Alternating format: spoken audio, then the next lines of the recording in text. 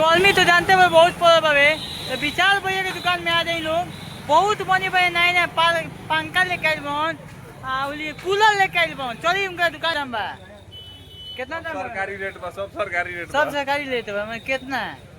कौन पंखा चाहिए पंखा भैया लोग के चाहिए विदेश में भैया लोग के चाहिए भौजी लोग 1300 के बाटे 1300 के बाटे विदेश क्या होता है ढेर कमा के विदेश से आइलो तो भौजी लोग के हवा किया लोग हां ठीक बा तो भैया हो विदेश से आओ तो भैया के दुकान में लेके जा लो बहुत बढ़िया बढ़िया पंखा लेके आइल बाहन कूलर लेके आइल बन क्या ए मतलब सब कूलर नु बा ऐसे नहीं के लेके क्या है पीछे है ना देखा कूलर आइल बा है ना नाम मर दे पूरा कूलर बाप रे बाप एसी ओसी सब भौजी लोग के भैया हो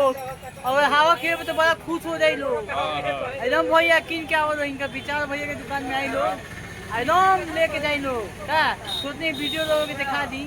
एकदम पंखा छेता बाबे अब भौजियो खुश लोगो खुश और हाउ खइल बहुत वीडियो शेयर करियो भैया आ गाँव के लोग खुश आ गाँव में दे भाई लोग बात इनका दुकान में आके लेके जा लोधी बाजार के जितना लोग बात हो आके पंखा टीवी सब कुछ मिले सब मिली कूलर फ्रिज वॉशिंग मशीन सब मिली इन्वर्टर बैटरी स्टेबलाइजर सब मिली लोधी बाजार लोधी बा यहाँ पंखा टीवी मिले एक से एक दुकान खुलल बा लोधी बाजार में छोटे नहीं लोगों को दिखा दी तो गर्मी बहुत काफी बा तो वीडियो शेयर करी लो भैया के दुकान में आके लेके जाए लो लोधी बाजार खुल गया कूलर पंखा के दुकान वीडियो शेयर करी